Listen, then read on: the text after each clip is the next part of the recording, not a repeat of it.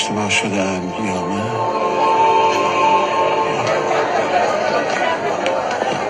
ببخشید آقا، از کجا میتوانم مقداری نان تهیه کنم؟ از آن طرف برو. سپاسگزارم.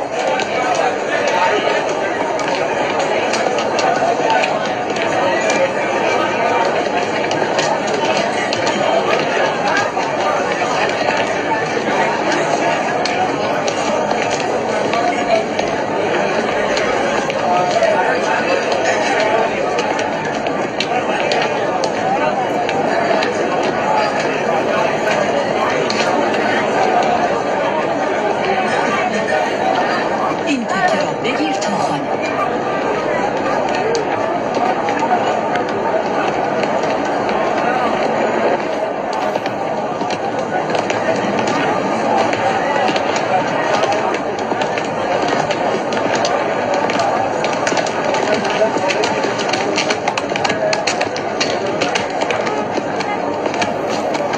بفرمایید. نان میخواهم. ببینم تو همان نبودی که امروز نام این شهر را از من پرسیدی؟ آری هر چقدر نان میخواهی بردار.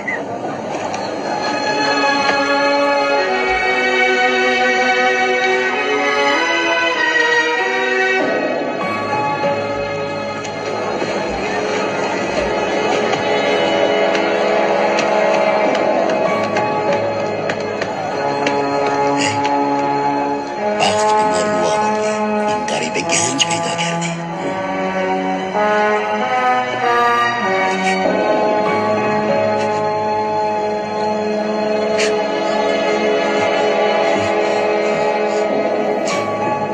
من هم یقین دارم میگویم تا جای گنج را نگفته رهایش نمیدیم.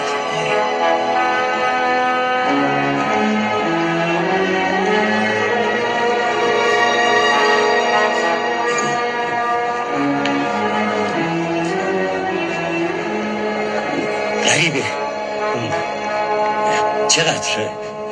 چقدر از این سکه ها پیدا کرده ای؟ چه گفتی؟ پرسید چقدر از این سکه ها را یافته ای؟ منظورتان را نمیفهمم. ببین غریبه، ما نمیدانیم تو اهل کدام شهری، اما سعی نکن ما را فریب دهی.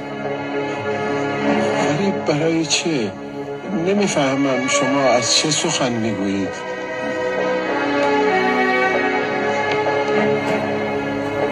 این گنج را کی و از کجا پیدا کرده ای؟ ببینید آقا، من منظور شما را از گنج نمیفهمم، ولی اگر مایل باشید میتوانید آن سکه را برای خودتان بردارید. بقیهش را نمیخوام. کجا؟ صبر کن ببینم. کجا میروی؟ فکر فرار را از سرت به در کن. کنار بیست. ببین غریبه، به نفع توست که با ما کنار بیایی. اینقدر طمعکار نباش.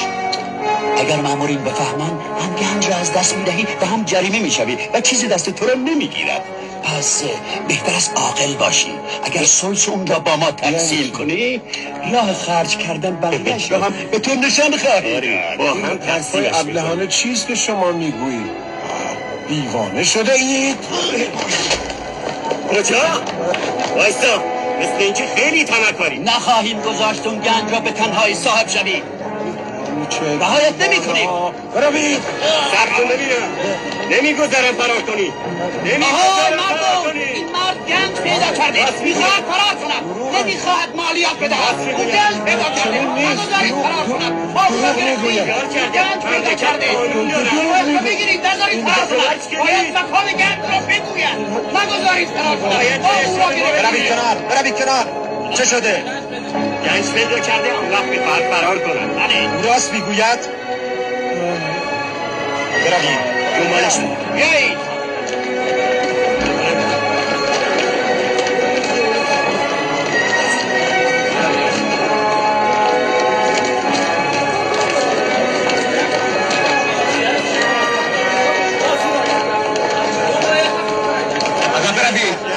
عقب بیستید عقب بروید ما او رو یافتیم.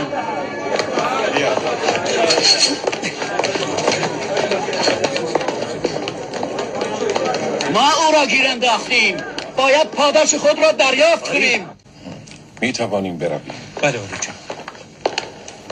عالی جناب، شخصی را دستگیر کرده ایم که گویا گنج پیدا کرده. سکه نیز به همراه دارد.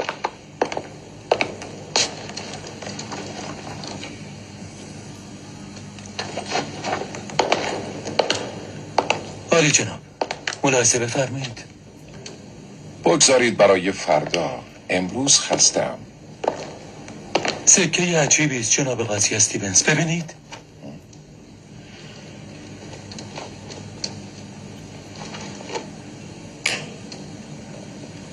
گرچه خستم اما مانعی نیست. او را بیاورید. بیاوریدش.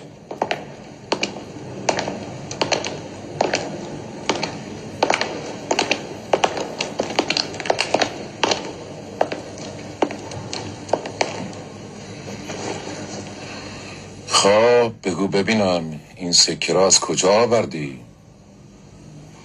متعلق خودم است. از جایی نیاوردم.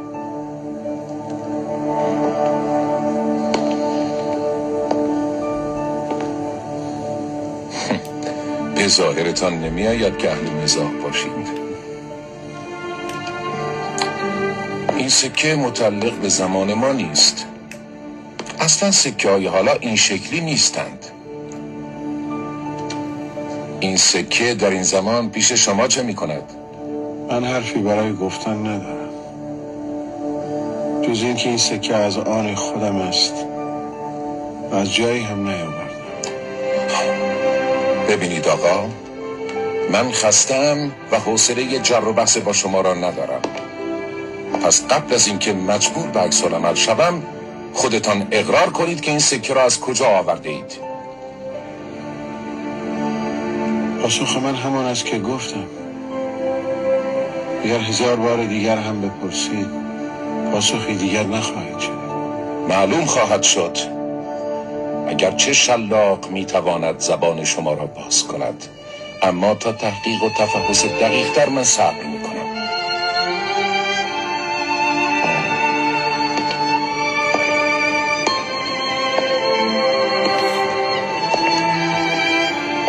این سکه خیلی قدیمی است. فکر میکنم جناب بارناباس مشاور عالی جناب تئودوز بتوانند قدمت و تاریخچه این سکه را تشخیص دهند.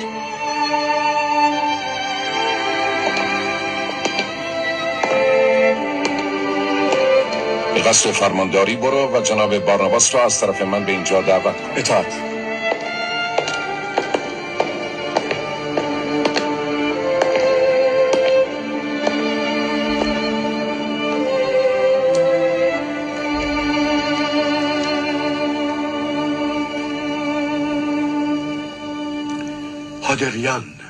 هادریان از آنتونیان هاست، متعلق به 300 سال پیش.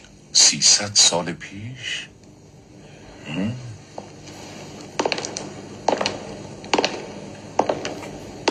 دوست ما جناب بارناباس تاریخدان است. ایشان میگوید که این سکه متعلق به 300 سال پیش است. حال به ما بگویید این سکه را از کجا آورده اید؟ من عالی جناب، اگر اجازه دهید ابتدا من سوالی از شما بکنم. اول من سوال کردم. من هیچ چیز نمیدانم. هر پاسخی به شما بدهم بیفایده است.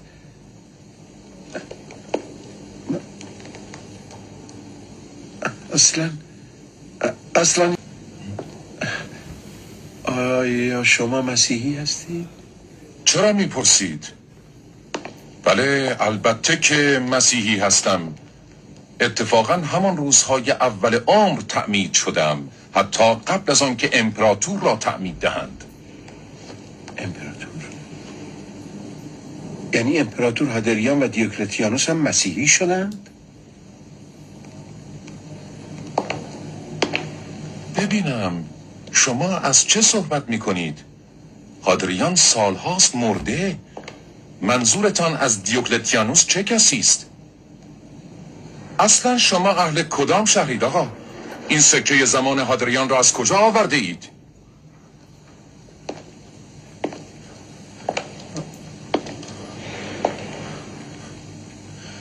گمان میکنم اهل فیلادلفیا هستم. البته شاید نه این فیلادلفیا. به خدا در ماندم. من دیگر از هیچ چیز سر در نمیار. هادریان دیروز در فیلادلفیا بود، امروز سالهاست که مرده. دیروز همه بت پرست بودند، امروز همه خدا پرستند. دیروز معبد ژانوس و مجسمه جوپیتر بر دروازه شهر بود، امروز هیچ اثری نیست. دیروز همه جا معبد بود، امروز کلیسا.